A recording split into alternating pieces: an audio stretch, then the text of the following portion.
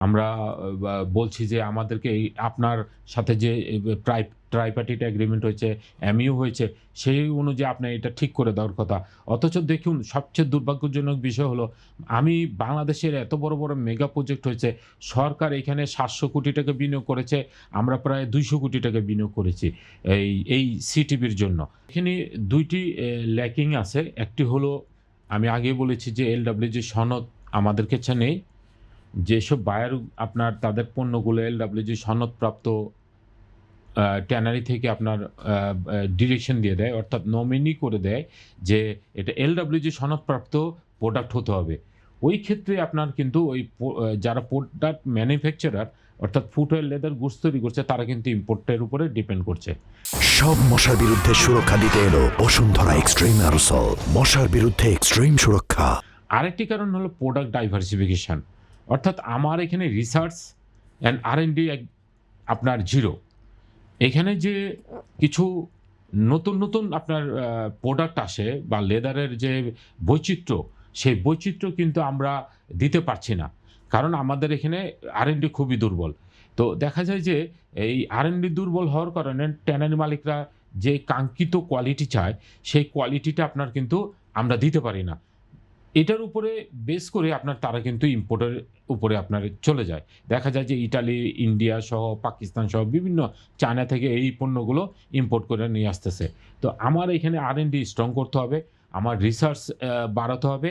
আমার যে এলআরআই একটা রিসার্চ ইনস্টিটিউট আছে ধামরাইতে।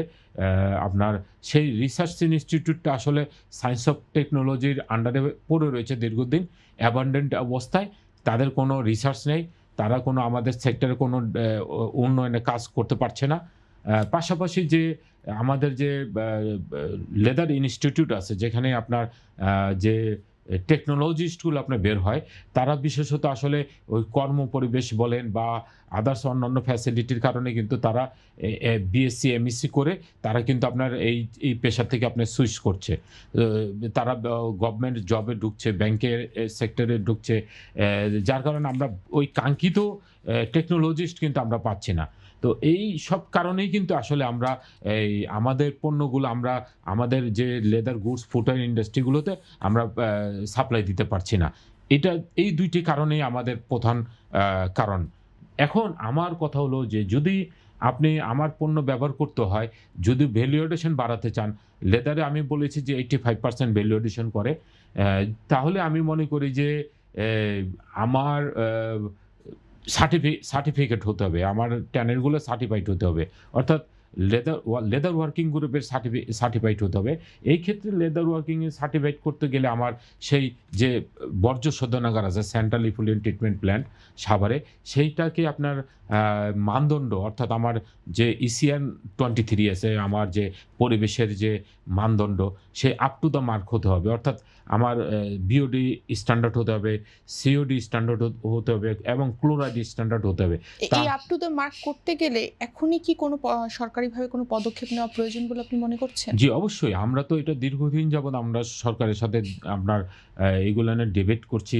আমরা বলছি যে আমাদেরকে আপনার সাথে যে ট্রাইপার্টিট এগ্রিমেন্ট হয়েছে, এমইউ হয়েছে, সেই অনুযায়ী আপনার এটা ঠিক করে দেওয়ার কথা। অথচ দেখুন সবচেয়ে দুর্ভাগ্যজনক বিষয় হলো আমি বাংলাদেশের এত বড়, বড় মেগা প্রজেক্ট হয়েছে। সরকার এখানে ৳৭০০ কোটি বিনিয়োগ করেছে। আমরা প্রায় ৳২০০ কোটি বিনিয়োগ করেছি এই সিটিবির জন্য।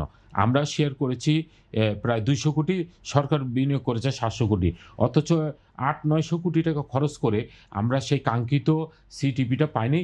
এই সিটিপিটা আপনার কিন্তু অর্ধনির্মিত অবস্থায় চাইনিজ কন্ট্রাক্টর অ্যাবান্ডন্ড অবস্থায় ফেলে চলে গেছে। তারা কেন কিন্তু চলে গেছে কেন? তারা আপনার এটাকে পুরোপুরি ফাংশনাল করতে পারেনি। যার তাহলে কারণে সেই কন্ট্রাক্টর যারা আছে জি। যাদেরকে কন্ট্রাক্টটা দেওয়া হয়েছিল চাইনিজ যাদেরকে, তাদেরকে কি সেটা নিয়ে তাদের নিয়ে কথা বলা হয়নি বা যোগাযোগ করা হয়নি কিংবা কোনো পদক্ষেপ নেওয়া হয়নি?